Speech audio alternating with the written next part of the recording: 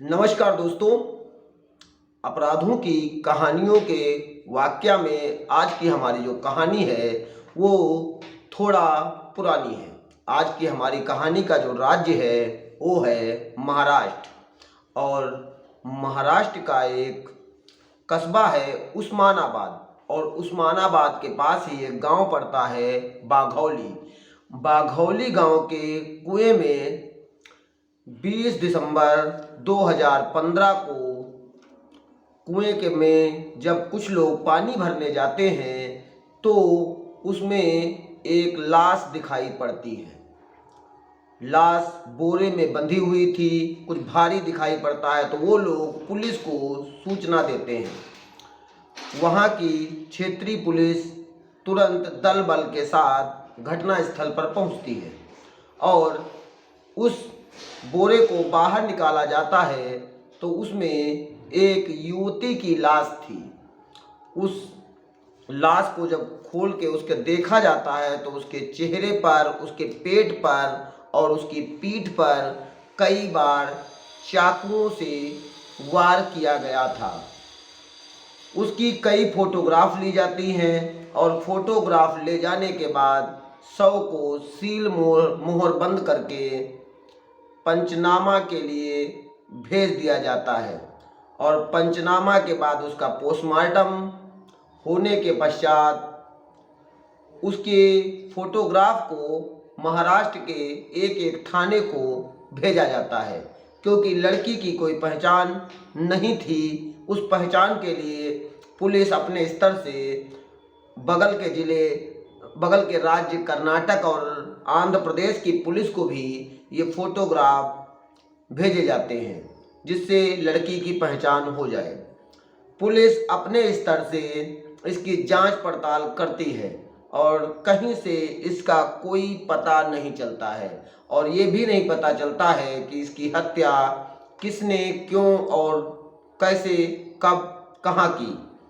फिर पुलिस थक हार कर इस केस को रख देती है और इसमें उसे लगता है इसको सॉल्व करना इतना आसान नहीं है। लाश लावारिस थी, उसका अंतिम संस्कार कर दिया जाता है, लेकिन उसकी फोटोग्राफ और उसके कपड़ों को सुरक्षित रख लिया जाता है। कुछ दिन बाद, लगभग एक साल बाद, 2016 में 2013 बैच के आईपीएस श्री राज तिलक रोशन जी जब उस ज़िले का चार्ज लेते हैं तो चार्ज लेने के बाद वो पुरानी फाइलों को मंगवाते हैं जिनके केस सॉल्व नहीं हुए थे या उन केसों का कोई समाधान किसी कारणवश नहीं हो पाया था। ऐसी स्थिति में राज तिलक रोशन जी जब इस केस की भी फाइल राज तिलक रोशन के पास आती है तो वो सभी पुलिस अधिकारियों से उस समय जो थे जांच कर रहे थे उनसे बात करते हैं तो वो सभी बताते हैं कि हमने सर इसमें बहुत सी प्रयास किया लेकिन ये केस सॉल्व नहीं हो पाया, ना लड़की का ही पता चल पाया और ना इस केस का जो मुख्य आरोपी है उसका पता चल पाया। राज तिलक रोशन उस फोटोग्राफ को बार बार गौर से देख रहे थे। फिर उस फोटोग्राफ से जो कुर्ती थी, उस कुर्ती पर जब वो गौर से देखते हैं तो एक टैग लगा हुआ था जिस टैग पर लिखा हुआ था जयपुरकुर्ती.com। जयपुरकुर्ती.com के आधार पर राज तिलक रोशन जी ये मानते हैं कि इस केस की जांच या समीक्षा वह स्वयं करेंगे और प्रयास करेंगे कि इस केस का समाधान निकाला जाए। उस केस की फाइल पुनः खोली जाती है और पुनः खुलने के बाद वो जांच पड़ताल करना शुरू कर देते हैं। अब सिर्फ उस लड़की की हत्या में कुर्ती के पीछे का टैग था और टैग को जब वो सोशल साइट पर चेक करते हैं तो ये इसमें बहुत सी कुर्तियाँ आ जाती हैं। ऐसे में वो अमेजन, फ्लिपकार्ट जो भी सोशल साइटें हैं जो भी इन कुर्तियों की सप्लाई करती हैं उनसे 1 जनवरी 2015 से 2000 दिसंबर 2015 तक जितनी भी कुर्तियाँ, जितने भी लोगों ने इस तरह की कुर्तियाँ खरीदी थी उनकी डिटेल मंगवाई जाती है। ऐसे में जो भी सोशल साइटें थी उस तरह की जितनी भी कुर्तियाँ बिकी थी उसमें टोटल 18,000 नंबर जिन्होंने ऑनलाइन या किसी माध्यम से कुर्तियाँ खरीदी थी 18,000 नंबर संपर्क में आते हैं।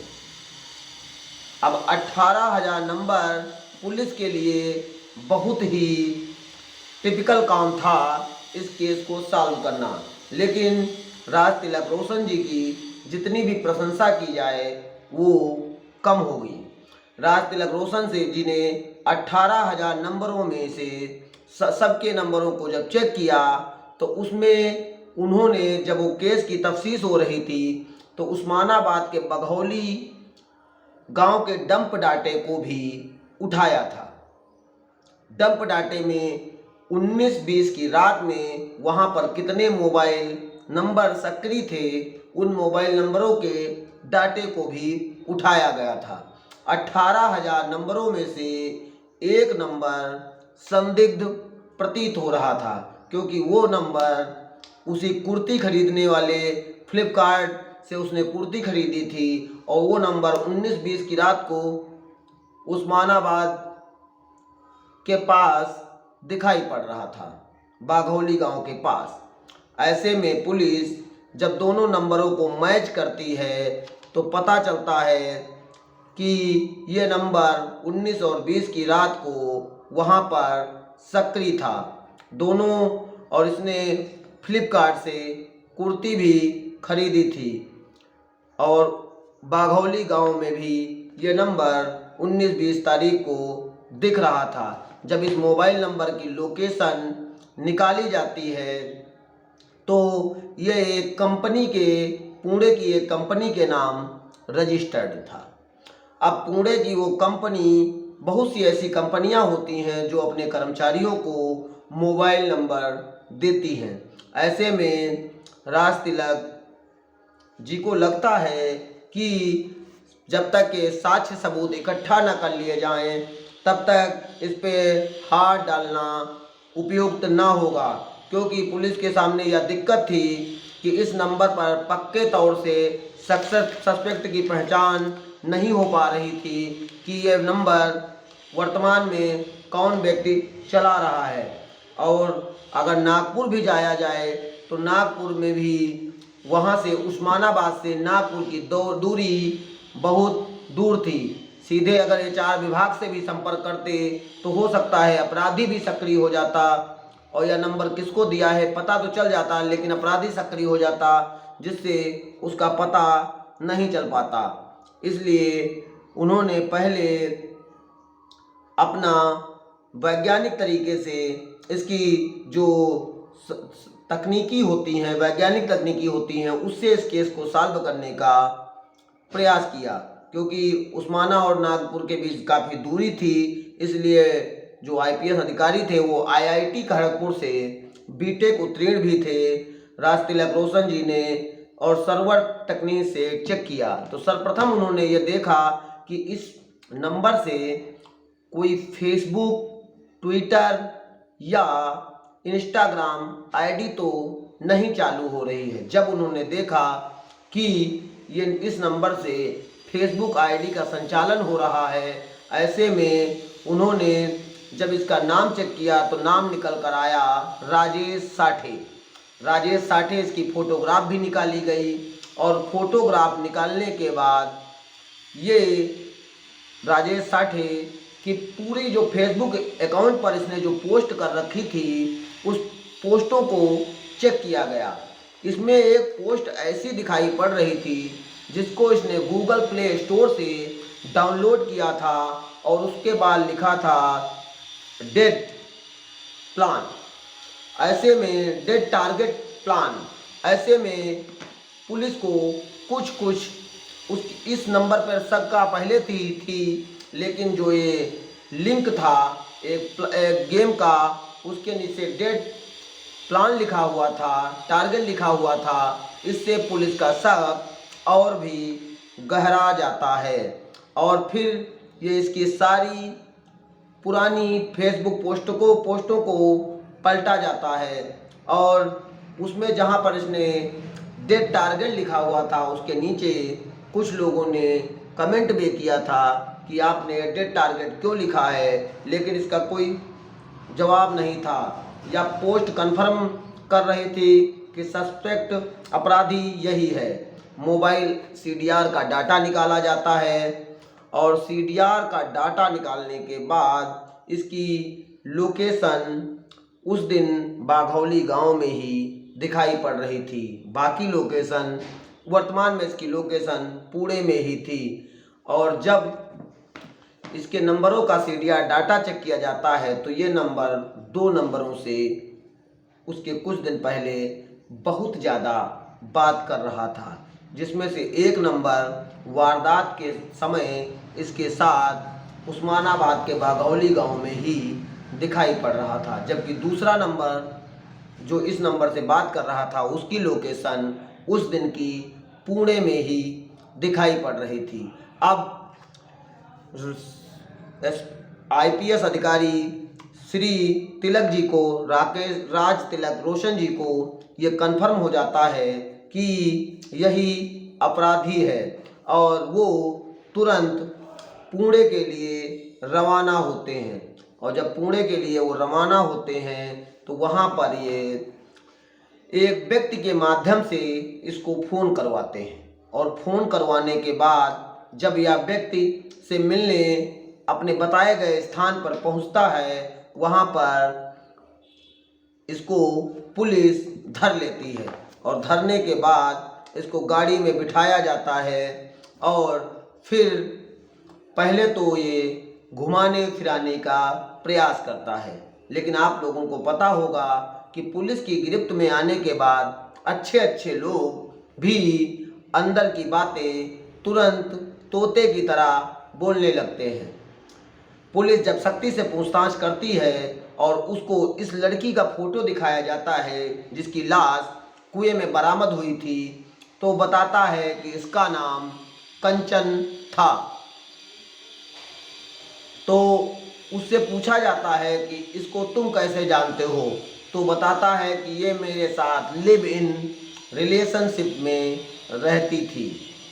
फिर ये पूरे इस केस की एक एक करके कड़ियाँ बताना प्रारंभ करता है। सर्वप्रथम इसको कंचन के घर ले जाया जाता है, जहाँ पर सर्वप्रथम पहले कंचन के चाचा मिलते हैं और कंचन के चाचा और कंचन की माँ थी। तो कंचन के चाचा और माँ से पूछा जाता है तो उनके पिताजी उस समय दुकान पर गए थे। पिताजी को लाया जाता है और पिताजी को जब ये बताया जाता है कि आपकी बेटी मर गई है तो वो लोग बहुत दुखी हो जाते हैं और रोने पीटने लगते हैं। और उनसे पूछा जाता है कि आपकी बेटी इतने दिन से गायब थी तो आपने पता नहीं लगाया। तब वो लोग बताते हैं कि मेरी बेटी 6 महीने पहले से एक राजेश साठे नाम के व्यक्ति के साथ भाग गई थी, जिसके लिए मैंने थाने में मुकदमा लिखाया था, एफआईआर लिखाई थी, लेकिन पुलिस ने इस पर कोई जांच पड़ताल नहीं की, जिसके कारण पता नहीं चल सका। जबकि राजेश साठे को पुलिस उस घर से थोड़ी दूरी पर ही रोक कर आई थी कि कहीं उसको अगर जान जाएंगे वो पुलिस की गिरफ्त में है तो घर वाले, परिवार वाले या गांव वाले उसके ऊपर हमला न कर दें। ऐसे में उनको ये जब जानकारी दी जाती है तो वो बहुत दुखी होते हैं। फिर ये अपना घर भी बताता है और ये भी बताता है कि मैं शादीशुदा हूँ, मेरे 3 बच्चे भी हैं। और ये जब पुलिस इसकी जांच पड़ताल निकालती है तो ये भी निकल के आता है कि ये अच्छे घर का व्यक्ति था और अच्छे घर के इसके पिताजी मिलिट्री में अधिकारी थे और ये पुणे की एक बड़ी कंपनी में एचआर डिपार्टमेंट में अच्छे पद पर जॉब करता था। वहीं पर इसकी कंचन से मुलाकात होती है और कंचन धीरे धीरे ये दोनों नज़दीक आ जाते हैं और दोनों एक दूसरे से प्यार करने लगते हैं। और ये प्यार कब परवान चढ़ जाता है ये दोनों लोग समझ नहीं पाते हैं। और जब अमूमन कोई गलत कार्य करता है तो कुछ लोग ऐसे होते हैं जिसकी खबर समाज के अन्य लोगों को भी पता चल जाती है। जब ये दोनों प्यार कर रहे थे तो इसकी खबर इसकी पत्नी आभा को भी पता चलती है। और जब इसकी पत्नी को ये बात पता चलती है तो इसकी पत्नी इसके इन संबंधों का विरोध करती है और विरोध के कारण वो भी उस लड़की कंचन से पीछा छुड़ाना चाहता था। ऐसे में वो पीछा छुड़ाने के लिए पुणे में जो जॉब थी उसी कंपनी का एक ऑफिस नागपुर में भी था। वो नागपुर अपने यहाँ ट्रांसफ़र करवा लेता है और किसी को कानो कान खबर नहीं होने देता है कि मैं नागपुर में जॉब करने जा रहा हूँ।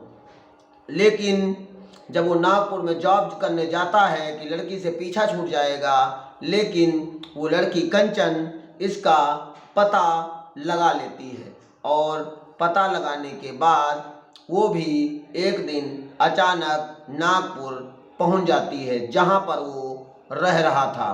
और क्योंकि इसके कंचन के घर वालों ने इसकी शादी इसकी मर्जी के खिलाफ तय कर दी थी और इसको उस लड़के से शादी नहीं करनी थी जहां से इसके घर वालों ने शादी तय की थी। इसलिए ये शादी या सगाई होने के पहले ही ये घर से भाग जाती है और घर से भागने के बाद ये अपना नंबर भी स्विच ऑफ कर देती है और उस नंबर जिसमें घर वाले इससे संपर्क न कर पाएँ और भागने के बाद नागपुर जाती है। वहीं पर राजेश साठे का पता लगाकर उसके पास पहुंचती है। राजेश साठा इसको आया हुआ देखकर बहुत अचंभित हो जाता है, डर जाता है। वो बताता है फिर ये पहले आत्महत्या का भी प्रयास कर चुकी थी, मुझे धमकी दे रही थी कि शादी अगर नहीं करोगे तो मैं आत्महत्या कर लूँगी और इसने एक बार आत्महत्या का प्रयास भी किया था। उस डर की वजह से ये इसको जहाँ ये रह रहा था उसको वहाँ पर रोक लेता है और मकान मालिक को और आस पड़ोस वालों को ये बताता है कि ये मेरी पत्नी है। ऐसे में सभी लोग को ज़्यादा शक न था, इसलिए वो साथ में ही रहने लगती है। लेकिन धीरे धीरे ये खबर इसकी पत्नी को फिर प्राप्त हो जाती है कि ये पुणे छोड़कर नागपुर गया और नागपुर में भी वो लड़की इसका पीछा नहीं छोड़ रही है। ऐसे में इसकी पत्नी इससे बहुत लड़ाई करती है और लड़ाई करने के बाद इतनी लड़ाई होती है तो ये सोच लेता है कि अगर अपने वैवाहिक जीवन को बचाना है तो कहीं ना कहीं इस लड़की को रास्ते से हटाना पड़ेगा। फिर ये लड़की को हटाने के लिए प्लान बनाता है और प्लान में अपने साले को भी सम्मिलित करता है। जब एक साले को सम्मिलित करता है तो 20-19 की रात में ये प्लान बनाकर ये उस लड़की से कहता है कि आज हम लोग लॉन्ग ड्राइव पर घूमने चलेंगे। लड़की भी खुश थी क्योंकि साथ में ही रह रही थी। उसको कहीं से भी अंदाज़ा नहीं था कि उसका ये प्रेमी जिसको वो प्रेम करती है, अपना घर बार छोड़ के आई है, वो उसके साथ कोई साजिश रचेगा या कोई कांड करेगा या कोई वारदात करेगा। ऐसे में वह घूमने के लिए तैयार हो जाती है और वो अपनी वॉल्क्सवैगन वेंटो कार से घूमने निकलता है। और घूमने से पहले उसने अपने पत्नी को बोल रखा था कि तुम अपने भाई से कह दो कि आज इसको हमें रास्ते से हटाना है, वो हमको उस्मानाबाद में मिले। उसके पत्नी ने अपने भाई को फ़ोन मिलाया और उसका भाई उस्मानाबाद में मिस्त्री वाले कपड़े पहनकर मिले, जिसमें लगे कि कोई कार का मैकेनिक है और वो वहाँ पर मैं उसको फ़ोन कर लूँगा। ऐसे में उसकी पत्नी आभा अपने भाई को फ़ोन मिलाती है और जैसा जैसा वो बताती है वैसे वैसे स्थिति में वो उस्मानाबाद में मिलता है। इधर ये दोनों कार से घूमने के लिए निकले थे और जब ये उस्मानाबाद पहुंचते हैं तो ये कार से उतरता है और कहता है गाड़ी बिगड़ गई है, गाड़ी को बनवाना पड़ेगा। अमूमन जो ड्राइवर होता है, गाड़ी चलाता है, वो कभी भी ये कर सकता है कि गाड़ी बिगड़ गई है, क्योंकि वो कभी एक्सीलेटर तेज करेगा, कभी धीमा करेगा, कभी ब्रेक मारेगा, कभी स्टीयरिंग को ऐसे वैसे नचाएगा। और इसी प्रकार की स्थिति करने के पश्चात वो उस लड़की कंचन को बताता है कि गाड़ी बिगड़ गई है। ऐसे में वो गाड़ी से बाहर रुकता है और एक फ़ोन मिलाता है, और फ़ोन उसने अपने साले को ही मिलाया था। और जब वो साले को फ़ोन मिलाता है तो साला उसका मिस्त्री वाले कपड़े पहनकर एक बोरा लेकर साथ में आता है, और वो गाड़ी को थोड़ा सा देखता है और देखने के बाद बताता है यहाँ पर ट्रैफिक बहुत है, हम लोग किसी सुनसान जगह पर ले चलें, इस गाड़ी को बनाने में थोड़ा सा टाइम लगेगा, तब गाड़ी बन पाएगी। 19 दिसंबर की रात का समय हो चुका था, कोहरा बहुत अधिक पड़ रहा था, एक दूसरे का चेहरा भी दूर के लोगों का साफ दिखाई नहीं पड़ रहा था। ऐसे में एक सुनसान बाघौली गांव के निकट ये लोग पहुंच जाते हैं, और पहुंचने के बाद अपने प्लान के मुताबिक राजेश साठे कंचन को पीछे से रस्सी से गला दबाकर और चाकू से कई बार पेट में, पीठ में और चेहरे पर कई बार करता है, जिसमें वो वहीं पर गिर जाती है। और गिर जाने के बाद वो जब तक मर नहीं जाती है तब तक उस पर कई प्रहार करता है। मरने के पश्चात ये लोग उसकी लाश को बोरे में बंद करते हैं, और बोरे में बंद करने के बाद ये लाश वहीं नज़दीक का एक तालाब था, धीरे से कुआं था, उसी में डाल देते हैं। और कुएं में डालने के बाद ये दोनों गाड़ी पर बैठते हैं, और उसको जो राजेश साठे अपने साले को उस्मानाबाद में छोड़ देता है, सारे कपड़े, और ये बताता है कि ये सिम तोड़कर तुम फेंक दो, नहीं तो पकड़े जाओगे, और वो सिम तोड़कर फेंक देता है। उसके बाद वो अपनी पत्नी का भी सिम तोड़कर फेंकवा देता है, और फिर दोनों तालाब के पास जाकर तालाब में गाड़ी को सही से धोते हैं, जिसमें कहीं भी कोई साक्ष्य न रह जाए। गाड़ी धोने के बाद वो अपने घर चला जाता है, और राजेश साठे अपने घर वापस चला आता है। फिर अगले दिन ये एक मैकेनिक के पास गाड़ी बनवाने के उद्देश्य से जाता है, और गाड़ी बनवाने पर मैकेनिक कहता है कि सर इसमें कुछ खून की छींटें लगी हुई हैं। तो वो कहता है कि मैं आ रहा था, रास्ते में ट्रैफिक था, उसमें कोई ने गुम्मा फेंक दिया जिससे मेरे चोट लग गई, वही मेरे खून की छींटें इसमें गिर गई थी। इसमें मैकेनिक भी बहुत ज़्यादा उन खून की छींटों पर ध्यान नहीं देता है, और वो गाड़ी को बना देता है। बनाने के बाद गाड़ी इसके सुपुर्द कर देता है। उसके कुछ दिन बाद ये शिमला घूमने भी जाता है। अब पुलिस ने इसको पकड़ा था, और पुलिस ने इसके पकड़ने के बाद इसने सारी पॉइंट टू पॉइंट बात पुलिस के समक्ष बता दी कि मैं कंचन से आजिज आ गया था, तंग आ गया था, परेशान आ गया था, वो मुझसे शादी का दबाव बना रही थी, और मेरी पत्नी भी मेरे ऊपर दबाव बना रही थी। उसने ये भी मुझसे कह रखा था कि अगर तुम्हें मेरे साथ रहना है या कंचन के साथ रहना है, दोनों लोगों में से तय कर लो। ऐसे में मेरे 3 बच्चे भी थे, मैं अपनी वैवाहिक जीवन को बर्बाद नहीं करना चाहता था। ऐसे में मजबूरी में मुझे ये कांड करना पड़ा। फिर पुलिस इसको ले जाकर जो चाकू जिससे हमला किया था उसको बरामद करवाती है, और चाकू के अलावा वो जो गाड़ी जहाँ पर मैकेनिक ने खून की छींटें दी थी उसको भी पकड़ा जाता है, और उसके भी बयान दर्ज कराए जाते हैं, और इसी के निशानदेही पर इसके साले को भी गिरफ्तार किया जाता है। और इसके बाद इसकी पत्नी आभा को भी गिरफ्तार किया जाता है और 3 लोगों को जेल भेज दिया जाता है। और फिर उस मैकेनिक के जो बयान थे वो मजिस्ट्रेट के सामने 164 का बयान दर्ज कराया जाता है कि मजिस्ट्रेट के सामने इसलिए बयान दर्ज कराया जाता है कि आने वाले समय में ये अपने बयान को कहीं बदल न दे।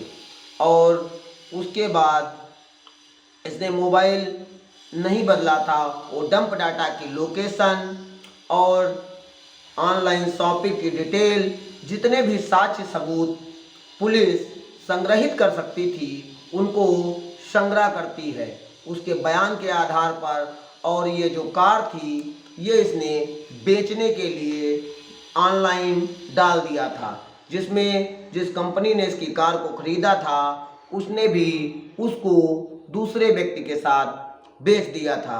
उस कार को भी वापस लाया जाता है और कार को भी मुख्य गवाही के रूप में रखा जाता है कि ये भी कार इस हत्या में प्रयुक्त की गई थी।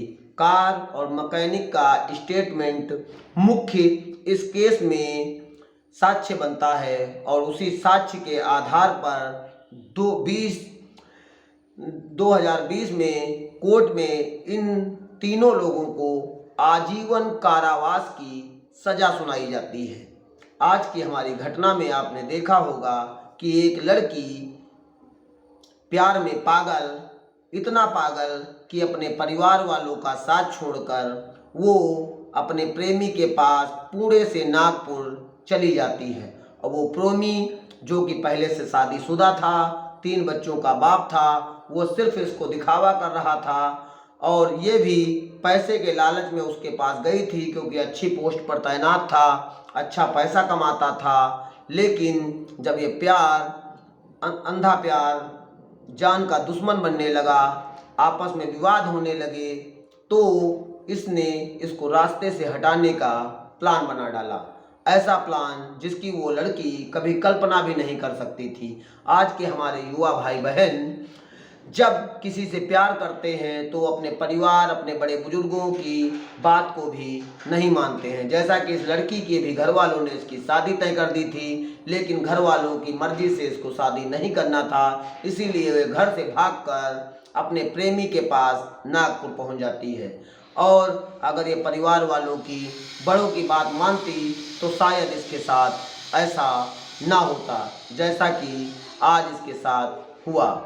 आज की घटना में आपको बहुत सजग, जागरूक रहने की आवश्यकता है और सभी लोग सजग रहें, जागरूक रहें और दूसरों को भी जागरूक करते रहें। मेरा मकसद सिर्फ आपको बताना नहीं है बल्कि बचाना है और किसी के साथ क्राइम ना हो, इस घटना के से आप सचेत रहें। धन्यवाद। जय हिंद, जय भारत।